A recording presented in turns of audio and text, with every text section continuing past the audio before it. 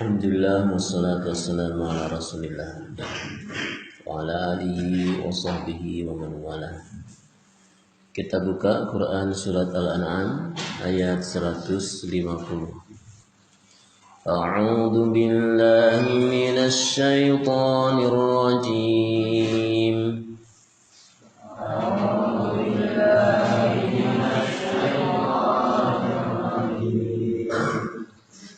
قل هلم شهداءكم الذين يشهدون أن الله حرم هذا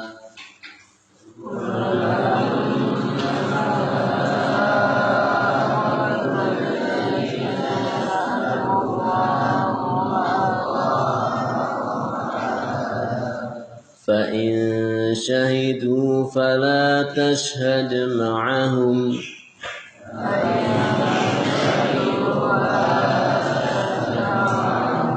ولا تتبع أهواء الذين كذبوا بآياتنا والذين لا يؤمنون بالآخرة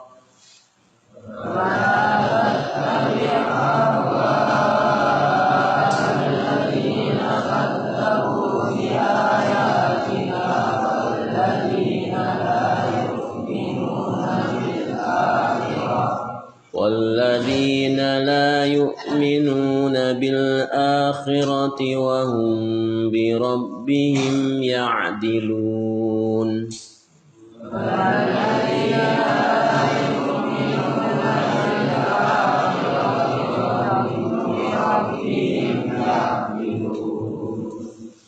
Katakanlah, bawalah kemari saksi-saksi kamu yang dapat mempersaksikan bahwasanya Allah telah mengharamkan makanan yang kamu haramkan ini.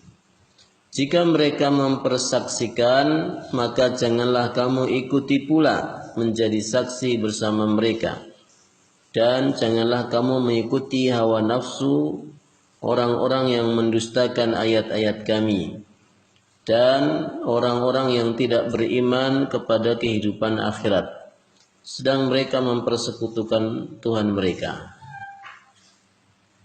Ikhwati rahimakumullah, Allah Subhanahu wa taala kembali memerintahkan Nabi Muhammad sallallahu alaihi wasallam untuk berkata kepada orang-orang musyrikin. Setelah mereka pada ayat-ayat sebelumnya mengharamkan apa-apa yang Allah halalkan dari beberapa binatang ternak yang mereka haramkan bukan atas dasar syariat Allah Subhanahu wa taala, seperti mereka mengharamkan apa yang disebut unta-unta saibah, yaitu beberapa unta, ya. Demikian juga namanya unta bahirah yang biasa dipakai untuk berhala-berhala mereka. Maka di dalam ayat ini Allah perintahkan kepada Nabi Muhammad untuk meminta orang-orang musyrikin ini saksi kalaulah apa yang mereka katakan itu benar-benar datang dari Allah Subhanahu wa taala, maka datangkan saksi yang bersaksi bahwa segala keyakinan mereka itu datang dari Allah dan menerangkan bahwa Allah itu mengharamkan hewan-hewan ternak itu. Tentu tidak mungkin mereka mendatangkan saksi tersebut, karena tidak ada satupun manusia kecuali para nabi yang bisa berbicara dengan Allah. Sementara seorang saksi itu betul-betul harus bisa ketemu dengan yang disaksikan atau sumber dari peristiwa tersebut. Kalau mereka bersaksi tentang Allah, maka berarti mereka harus bertemu dengan Allah. Dan ini adalah sesuatu yang mustahil. Tidak mungkin orang-orang musyrikin ini mereka bisa bertemu dengan Allah. Ini artinya apa? Tentu adalah permintaan untuk mengingkari perbuatan mereka yang betul-betul jauh dari kebenaran yang Allah sampaikan di dalam Al-Quran, di dalam wahyu-wahyunya. Halumma syuhada'akum alladhina yashhaduna anna Allah harrama hadha. Kalau Allah mengharamkan hewan-hewan ternak ini, coba datangkan saksi. Coba datangkan saksi kepada kita. Tentu mereka mustahil untuk mendatangkannya. Fa in syahidu fala tashhad ma'ahum. Tapi kalau mereka itu betul-betul bisa mendatangkan saksi, maka janganlah kamu ikut menjadi saksi bersama mereka. Dalam arti membenarkan saksi-saksi tersebut. Artinya kalau orang-orang musyrik ini betul-betul mendatangkan saksi, orang-orang ini mengaku bertemu dengan Allah, mengaku mereka itu mendapatkan wahyu dari Allah, bahwa mereka mendengar Allah mengharamkan ini dan itu, fala tashhad ma'ahum. Jangan bersaksi bersama mereka. Artinya juga jangan benarkan kesaksian mereka. Kenapa? Ya pasti bohong. Ya, pasti bohong. Bagaimana mereka berdusta atas nama Allah dengan begitu mudahnya? Maka jangankan berdusta di hadapan Nabi Muhammad, berdusta atas nama Allah saja mereka lakukan, maka fala tashhad ma'ahum. Kalau mereka datangkan saksi, enggak usah dipercaya. Mereka tidak menyembah Allah, bagaimana mereka mau bersaksi atas nama Allah? Mereka durhaka kepada Allah, bagaimana mereka bersaksi telah bertemu dengan Allah? Wala tattabi' ahwa alladhina kadzdzabu biayatina. Dan jangan kamu ikuti hawa nafsu orang-orang yang berdusta atas nama kami, mendustakan ayat-ayat kita. Artinya jangan ikuti orang-orang musyrikin ini. Jangan mengikuti keinginan mereka, di mana mereka kebiasaannya adalah mendustakan ayat-ayat Allah. Walladzina la yu'minuna bil akhirah. Dan mereka orang-orang yang tidak mau beriman dengan akhirat. Jangan ikuti mereka, jangan berteman dengan mereka, jangan duduk bersama mereka, jangan kumpul-kumpul bersama dengan mereka, yaitu orang-orang yang mendustakan ayat-ayat Allah. Ini juga larangan bagi kita semua berkawan dengan orang-orang yang mendustakan ayat-ayat Allah, orang-orang kafir, orang-orang musyrikin, orang-orang yang tidak mau beriman dengan Al-Quran, justru memperolok-olok Al-Quran, mengagung-agungkan hukum-hukum duniawi buatan manusia. Jangan berteman dengan mereka. Al-mar'u ma'aman ahabba. Seseorang itu akan dikumpulkan bersama dengan orang yang dia cintai. Bahwa di akhirat nanti kita akan berkumpul dengan orang-orang yang kita cintai. Kalau orang yang kita cintai orang-orang soleh, maka kita akan dikumpulkan bersama mereka di surga.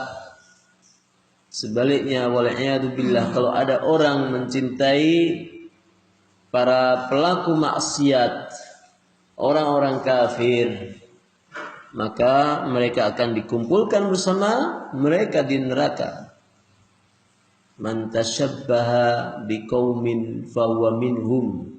Siapa bermirip-mirip dengan suatu kaum, maka dia adalah bagian dari kaum tersebut. Wala taq'udu ma'ahum hatta yakhudhu fi haditsin ghairih. Janganlah kamu senang duduk-duduk bersama mereka sampai mereka menyelewengkan ayat-ayat Allah yang lainnya. Orang-orang yang senang mengolok-olok ayat Allah, tidak beriman kepada ayat Allah, jangan jadikan teman. Ya sekedar mungkin tetangga begitu ya, tapi kalau sampai mengambil ilmu, sambil mengambil berbagai manfaat dari mereka, maka jangan. Alasannya juga yang kedua adalah walladzina la yu'minuna bil akhirah, enggak beriman terhadap hari akhir. Sementara kita, aktivitas kita setiap saat adalah dalam rangka mempersiapkan akhirat. Bagaimana kita akan berteman dengan orang-orang yang tidak beriman dengan akhirat? Bangun pagi sholat subuh dalam rangka kita menyiapkan akhirat. Sementara ada kawan dia tidak sholat misalnya, maka kalau kita berteman dengan mereka pasti akan mengatakan, untuk apa kamu sholat? Untuk apa kamu ngaji?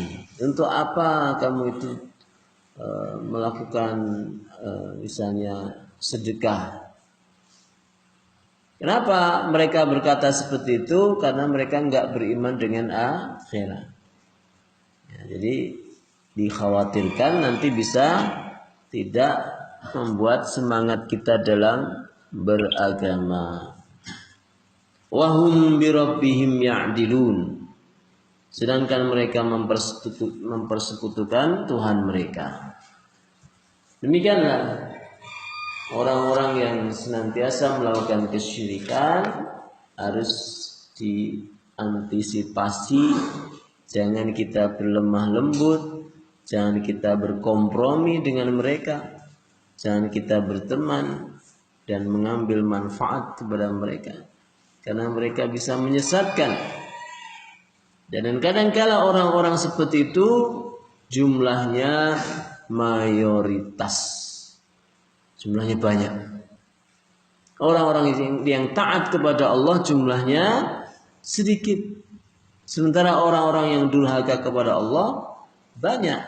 Demikianlah karena memang orang-orang pilihan itu jumlahnya mesti tidak lebih banyak daripada yang tidak dipilih. Ya kan, orang yang terpilih, orang-orang yang tersaring, orang-orang yang sudah diseleksi Allah, itu mesti jumlahnya lebih sedikit daripada umumnya orang. Dan ini juga diperingatkan di dalam ayat yang lain. Allah berfirman, wa in tuti' aktsara man fil ardi yudhilluka an sabilillah. Dan jika kamu menuruti kebanyakan orang di muka bumi ini, maka mereka akan menyesatkanmu dari jalan Allah. Iyattabi'una illa dhanna wa inhum illa yakhrusun. Mereka tidak lain hanya mengikuti dhon, prasangka saja, hanya kira-kira saja, hanya dugaan-dugaan saja. Dan mereka tidak lain hanya berdusta atas nama Allah, terhadap Allah. Ini sudah Allah peringatkan, jangan mengikuti kebanyakan orang. Umumnya orang demikian harus diikuti. Kenapa harus seperti umumnya orang? Kalau umumnya orang itu melakukan atas dasar syariat Allah, ikuti, silahkan. Tapi kalau umumnya orang itu tidak mengikuti syariatnya Allah, meskipun kita sendirian, maka enggak masalah. Berbeda dengan mereka, meskipun kita sendirian. Semua orang mengatakan bahwa sholat subuh itu 5 rakaat, misalnya. Kemudian kita sendirian yakin bahwa sholat subuh itu 2 rakaat. Maka enggak masalah. Karena tolak ukur bukan umumnya orang. Tolak ukur adalah kebenaran yang datang dari dalil. dari Al-Quran dan Sunnah. Misal kita hidup dalam sebuah desa, di situ orang terbiasa melakukan kesyirikan. Jangan kita larut dengan mereka. Ya, kalau bisa justru malah kita dakwahi mereka. Tapi kalau tidak ada tempat atau kekuatan untuk mendakwahi mereka, maka minimal kita jaga diri kita. Jangan sampai larut dengan kesalahan umumnya orang. Maka seperti ini ikhwah harus dididik, harus dibiasakan. Biasa apa? Biasa untuk berbeda jika kita berprinsip memegang kebenaran. Enggak mudah loh orang berbeda itu. Enggak mudah orang itu berbeda dengan orang-orang sekitarnya. Umumnya orang itu ya enggak enakan. Orang Jawa mengatakan pekewuh, enggak enak sama orang yang lain karena berbeda. Contoh di sini antum diajarkan beberapa syariat Nabi yang mungkin di luar sana seakan-akan asing, seakan-akan sesuatu yang tidak umum. Maka antum harus istiqomah, antum harus kuatkan hati antum menjalankan syariat sunnah Nabi Muhammad sallallahu alaihi wasallam. Meskipun sendirian berbeda dari cara pakaian antum, ya kan? Dari keseharian antum, dari mungkin dalam hal ini tentu adalah dari keilmuan antum yang setiap saat berkecimpung dalam masalah Al-Quran. Ini orang mungkin menganggap berbeda. Ada orang yang sampai mengatakan, ngapain ngaji setiap hari? Ngaji ya sepekan sekali. Aneh. Bahkan saya pernah dengar ada orang mengatakan, aliran apa itu? Sholat jamaah kok 5 waktu sehari. Jadi sampai ada orang itu yang merasa asing, kok ada ya orang sholat jamaah 5 waktu dalam sehari. Harusnya kan cukup sholat di rumah saja, jamaah hanya pas hari Jumat saja. Disebut aliran apa? Ya, alirannya Nabi Muhammad sallallahu alaihi wasallam. Ada ibu-ibu pakai jilbab menutup aurat, tidak jilbab ketat. Ya, dan jilbab syariat, jilbab syar'i adalah yang panjangnya sampai menutup dada, bukan hanya di atas, bukan hanya sampai atas dada, tapi menutup dada. Itu jilbab yang syar'i, berarti harus agak sedikit longgar dan panjang. Dianggap aliran apa ini? Aliran apa? Jilbabnya kok besar? Padahal ya demikianlah memang. Jilbab yang diajarkan Rasulullah adalah jilbab yang menjulur dari kepala sampai di bawah dada. Pakaiannya kadang-kala dilonggarkan, dan demikianlah karena memang perintahnya dari Nabi, tidak boleh memakai pakaian ketat, tidak boleh memakai pakaian yang menarik pandangan lawan jenis, apalagi sampai memakai wangi-wangian ya untuk wanitanya. Dan kadang-kala itu menjadi sebuah pandangan yang asing, yang berbeda dengan umumnya orang. Maka bersabarlah, istiqomahlah dalam menjalankan syariat meskipun berbeda dengan banyaknya orang, meskipun dibenci atau dianggap aneh.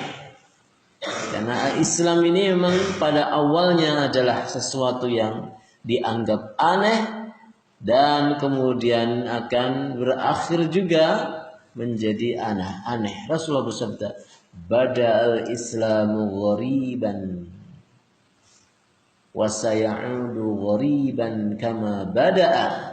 Fatuba lil ghuraba. Islam itu bermula dalam keadaan asing dan kemudian nanti akan kembali asing, dan beruntunglah orang-orang yang asing. Beruntunglah orang-orang yang asing. Siapa yang dimaksud orang-orang asing? Al-ghuraba, yaitu orang yang melaksanakan ketaatan, keistiqomahan kepada Allah saat orang-orang sekitarnya bermaksiat kepada Allah. Orang asing adalah orang yang taat kepada Allah saat di sekitarnya orang-orang bermaksiat kepada Allah. Fatuba, kata Rasul, beruntunglah orang-orang asing seperti itu. Wassallallahu ala nabiyyina Muhammadin wa ala alihi wa sahbihi ajma'in. Assalamualaikum warahmatullahi wabarakatuh.